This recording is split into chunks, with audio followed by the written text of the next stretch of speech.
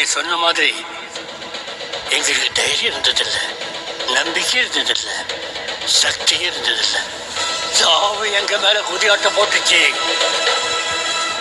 அப்ப குறுக்கு நின்றுட்டு இருந்த ஒருத்தன் அந்த மாரியாத்தா முன்னாடி தலையை சீவினால. அவன் செத்த அன்னைக்கு ரொம்ப வருஷத்துக்கு அப்புறம் சாவு மேல நாங்க குதியாட்டம் போட்டோம். அவன் கத்தி வீசின வேகத்துல ஒரு புயலே உருவாச்சு சார்.